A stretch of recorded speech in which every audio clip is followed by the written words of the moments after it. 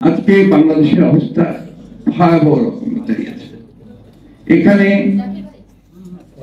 আইনের কোনো শাসন নেই, গণতন্ত্র নেই, এখানে মানুষের কোনো ন্যায় বিচার পাওয়ার কোনো অধিকার নেই, এমনকি কথা বলার পর্যন্ত অধিকার নেই। এই সরকার দীর্ঘদিন ধরে অত্যন্ত চতুরভাবে গণতন্ত্রকে নির্বাসিত করেছে, মানুষের অধিকারগুলোকে হরণ করেছে এবং ধীরে ধীরে সমস্ত অর্থনীতিকে একটা পরনির্ভরশীল অর্থনীতিতে পরিণত করেছে। আজকে আওয়ামী লীগের সরকার, শেখ হাসিনার সরকার গত একদিনে যে ঘটনাটি ঘটিয়েছে, এটা বাংলাদেশের রাজনীতির ইতিহাসে একটা জঘন্যতম ঘটনা। আমরা আগে কখনো দেখিনি যে হাসপাতালের মধ্যে গিয়ে আপনার এই সরকারি দলের সন্ত্রাসীরা তারা গিয়ে আপনার ছাত্রদেরকে আক্রমণ করবে, এটা আমরা কখনো চিন্তা করতে পারিনি।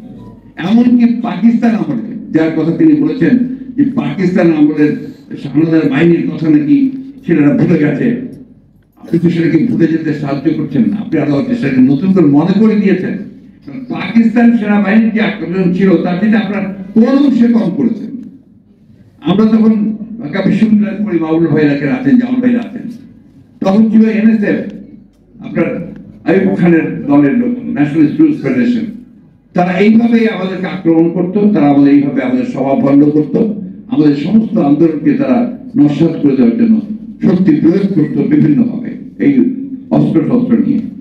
তো সেইখান থেকে আজকে আপনারা এর বাইরে তো যেতে পারেননি, আপনারা সেই পাকিস্তানিদের মতো একইভাবে সাধারণ ছাত্রদের যে ন্যায়সঙ্গত দাবি, যে যৌক্তিক দাবি, সেই দাবির আন্দোলনকে নস্যাৎ করে দেওয়ার জন্য আজকে আপনারা তাদের উপরে অস্ত্র শস্ত্র হাতে নিয়ে আপনাদের সেই লেলিয়ে দেওয়া বাহিনীকে আপনারা লেলিয়ে দিয়েছেন এবং তারা আজকে তাদের উপরে অত্যাচার নির্যাতন করে, কি ভয়াবহ নির্যাতন, পয়সা দিয়ে নির্যাতন করে তাদেরকে আপনারা আজকে দমন করার চেষ্টা করছেন। আজকে এই গতকালের যে ঘটনা, সেই ঘটনা থেকে বাংলাদেশের মানুষের কাছে তারা যে আহ্বান জানিয়েছেন আমাদের ছাত্ররা, এই আহ্বান আমি মনে করি যে অত্যন্ত সমালোচিত একটি আহ্বান, যৌক্তিক একটা আহ্বান। আমার খুব ভালো লেগেছে এই জন্যে যে আমরা এতদিন ধরে আন্দোলন করছি, আমরা গণতান্ত্রিক আন্দোলন করছি, আমরা এই কথা বারবার করে বলার চেষ্টা করছি যে এই সরকার জনগণের বিরুদ্ধে অবস্থান নিয়েছে। এই সরকার জনগণের যে অধিকারগুলো সেগুলোকে হরণ করে তারা গণতান্ত্রিক যে পরিবেশ সেটাকে সম্পূর্ণভাবে ধ্বংস করছে। কিন্তু আজকে এতদিন ধরে আমরা দেখেছি যে সেখানে সাধারণ ছাত্রদের সেরকম কোন আপনার তাদের পার্টিসিপেশন যেটা, সেটা আমরা দেখতে পাইনি। আসলে যখন তাদের একটা ন্যায়সঙ্গত দাবি নিয়ে সামনে এগিয়ে এসেছে, সেখানে তারা নিজেরাই আজকে উপলব্ধি করছে যে কি ভয়াবহ একটা পরিস্থিতি সৃষ্টি হয়েছে। তারা কালকে যে আহ্বান জানিয়েছে, আমি মনে করি সমগ্র দেশের মানুষের এই আহ্বানে সাড়া দেওয়া উচিত এবং সমস্ত রাজনৈতিক দলগুলো এখানে সাড়া দেওয়া উচিত। আর কারণ কালকে যে বিষয়টা ছিল, এটা শুধুমাত্র কোটা আন্দোলনের বিষয়ে পরিণত ছিল না, কালকে এই বিষয়টা ছিল সম্পূর্ণভাবে যে আমার সন্তানদের উপরে অন্যায়ভাবে, অযৌক্তিকভাবে তাদের উপরে আক্রমণ করা হয়েছে, সেই আক্রমণটা ভয়াবহ আক্রমণ, এবং তাতে করে আমাদের সন্তানের আজকে অত্যন্ত আহত হয়েছে, নির্যাতিত হয়েছে। গোটা বিশ্ববিদ্যালয় ব্যবস্থা, আজকে শিক্ষা ব্যবস্থা ভেঙে পড়েছে। এটা শুধু ঢাকাতে নয়, সারা দেশে হয়েছে। আজকে মুশফিকুর রহমান সাহেবের এই শতবার্ষিকী পালন অনুষ্ঠানে আমি বক্তব্য দীর্ঘ করতে চাই না।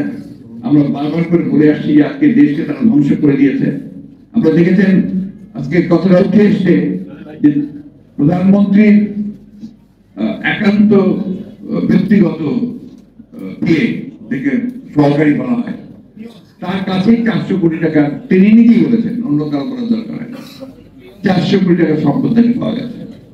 এতদিন যে কাজ করলো প্রায় 15-16 বছর ধরে, তিনি এতদিন তো উনি কিছু জানতে পারলেন না। এখন তিনি জানলেন যে তার নিজে বলছেন যে 400 কোটি টাকা সম্পদ নিয়ে গেছে, এবং তাই সে চলেও গেছে। হ্যাঁ, এবং আমি শুনলাম সে চলেও গেছে দেশে।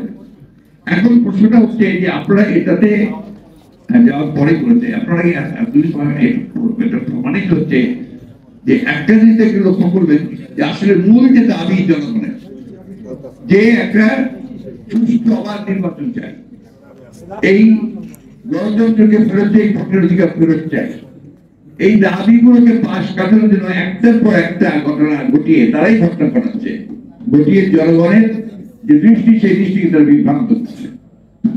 আজকে এই বিষয়গুলো আমাদের মাথার মধ্যে রেখে আমাদের যে মূল যে জনগণের যে সমস্যা, সেই সমস্যাটা হচ্ছে আমরা একটা সুষ্ঠু জবাবদিহিমূলক একটা সরকার চাই, একটা ব্যবস্থা চাই, যে ব্যবস্থার মধ্যে দিয়ে মানুষের কথা বলার অধিকার থাকবে, যারা ক্ষমতায় থাকবে তাদেরকে জবাবদিহি করা হবে। এই বিষয়গুলো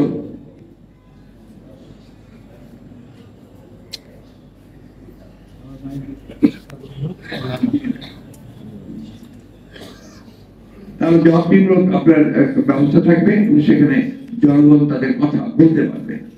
বন্ধুরা, বক্তব্য দীর্ঘ করবো না, শুধু কথা বলি, একটা কঠিন সময় আমরা অতিক্রম করছি। এই সময়ে যদি আমরা রুখে দাঁড়াতে না পারি, এই সময়গুলো যদি আমরা রুখে দাঁড়াতে না পারি, তাহলে আমাদের দেশের জাতির অস্তিত্ব বিপন্ন হয়ে পড়বে। আমরা বরাবর বলছি, আওয়ামী লীগ এখন আর সেই আওয়ামী লীগ নেই। আওয়ামী লীগ এখন একটা সম্পূর্ণ দেউলিয়া একটা রাজনৈতিক দল পরিণত হয়েছে। আওয়ামী লীগ সম্পূর্ণভাবে নির্ভরশীল হয়ে পড়েছে এখন আমলাদের উপরে এবং তার তথাকথিত বাহিনীর উপরে, যারা আজকে রাষ্ট্রকে সম্পূর্ণভাবে একটা পুরোপুরিভাবে একটা ফ্যাসিবাদী রাষ্ট্রে পরিণত করেছে। আমি ফ্যাসিবাদ সম্পর্কে আমার ধারণা বই পড়ে বিভিন্ন ভাবে, কিন্তু কোনো ধারণা ছিল না। কালকে আমার মনে হয়েছে যে আমি ফ্যাসিবাদ দেখছি, আমি আমার চোখের সামনে ফ্যাসিবাদ দেখছি, যে যখনই কোনো কিছু দমন করতে হবে বিরোধী দলকে বা বিরোধী কথাকে, এমনকি ছাত্রদের দাবিগুলোকে, তখন এইভাবে তাদের দলের বিভিন্ন লোকজনদেরকে দিয়ে, সন্ত্রাসীদেরকে দিয়ে তাদেরকে লেলিয়ে দেওয়া, তাদেরকে আপনার পুরোপুরিভাবে স্তব্ধ করে দেওয়ার চেষ্টা করা, এটা হচ্ছে সত্যিকার অর্থেই ফ্যাসিবাদ। আজকে সেইখান থেকে দেশকে বের করে আনতে হবে। আজকে 53 বছর হচ্ছে স্বাধীনতা। এই স্বাধীনতার পরে আজকে এতদিন পরেও আমাদেরকে আমাদের অধিকার নিয়ে লড়াই করতে হচ্ছে, সংগ্রাম করতে হচ্ছে। যে কোটার কথা ছেলেরা বলেছে, এই কোটার ব্যবস্থা তো উনি এই প্রধানমন্ত্রী তো আপনার বাতিল করে দিয়েছিলেন, আবার সেটাকে আপনার আদালত দিয়ে সেটাকে নিয়ে এসে সামনে নিয়ে এসে সেটাকে ইস্যু বানিয়ে আবার সেটাকে ইস্যু তৈরি করেছেন। দুর্ভাগ্য আমাদের দেশকে আদালতকে ব্যবহার করা হচ্ছে তাদের শাসনকে স্থায়ী করে রাখবার জন্য। এই কথাটা আমরা বহুবার বলেছি, সেই জন্য আমাদেরকে বিভিন্ন ভাবে কথা বলা হচ্ছে। আমি খুব স্পষ্ট করে একটা কথা বলতে চাই, সেটা হচ্ছে যে এই দেশের মানুষ এরা জেগে উঠছে। আমি বিশ্বাস করি যে জনগণ তাদের অধিকার আদায় করে দেবে, এবং যে কথাটা মাহমুদুর মান্নান সহ আমাদের সত্যভক্তরা বলেছেন যে আর সময় দেওয়া যাবে না, আর সকলকেই উঠে দাঁড়াতে হবে, রুখে দাঁড়াতে হবে, অন্যায়ের বিরুদ্ধে দাঁড়িয়ে আমাদের অধিকার আমাদেরকে আদায় করতে হবে। আপনাদের সকলকে ধন্যবাদ।